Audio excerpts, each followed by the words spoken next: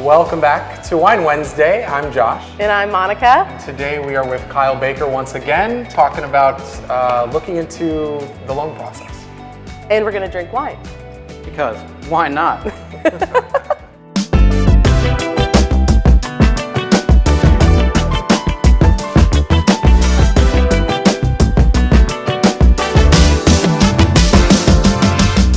So today we have a special wine just for you, Kyle. This one is Behringer Brothers Bourbon Barreled Cabernet Sauvignon. Wonderful. And we got it for you because we know you like bourbon. A little bit, yeah. So we thought that would be a fun wine for you Well, to drink with you. us today. You're welcome. So in the process, we get it all the time, phone calls of people who are like, okay, I'm ready to buy or I'm thinking about buying, but the mortgage pre-approval process is kind of what needs to come next. So, Yes. or first, I should say. Yeah, well, I mean, it depends on where you want to start the process. You always do want to start with speaking to a local mortgage professional like myself to really find your affordability. What can I afford?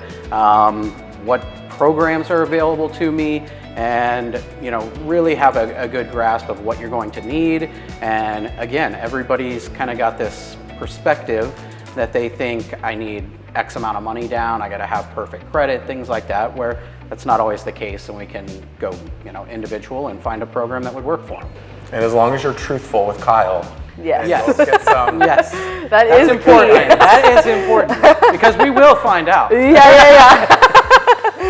Yes. That's a good tip. All right, here's your wine. Well, thank you, ma'am. You're welcome. So Kyle, Yes. the difference between, because we hear it a lot, the pre-approval versus the pre-qualification, is there a difference and which one is better? Yeah, so there's a substantial difference.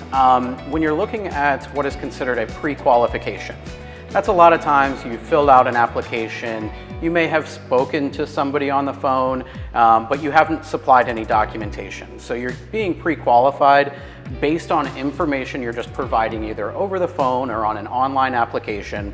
But it's not a real true approval until we pull credit, receive documentation such as W-2s, tax returns, pay stubs, things like that. And that's really what we dive into on that next step of a pre-approval.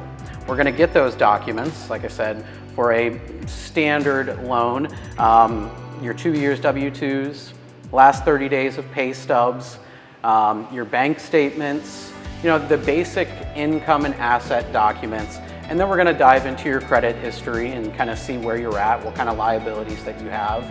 And then again, that will allow us to structure the loan for either what program is best for you or what's available to you based on those items. And I think too, sometimes that takes a little bit more time at the beginning to get that going and to fully get pre-approved before the home shopping starts. I know people are excited to get shopping and that kind of takes a little bit more time, but from our experience, that's so huge to have that done beforehand. Yep. Because then when you do go under contract and we do find something, you are like so much more solid. Oh, right? yeah. Well, and it's not as much of a sticker shock. Yeah. Because we've gone over the main pain points, and I consider pain points where it's just going to be your purchase price, your down payment, your monthly payment, and your cash to close. Those are going to be those pain points to where you're not having sticker shock when you go under contract and you say, oh my gosh, I didn't know I needed that much money. I didn't know the payment was going to be that much, or oh, I could afford more. So it's important, and again, it makes the process a heck of a lot more enjoyable than going into it blind and not having any idea. If you're thinking of buying a home and starting the process of looking into this, we'd love to get you connected with Kyle or another member of his team. So please reach out. We'd love to help you get started. Thank you so much again, Kyle. This has been wonderful. We're so excited to not only have you this time, but back again next week with more mortgage tips and tricks. So thank you so much. You're welcome. Thank you. And cheers. Cheers, guys. See you next week.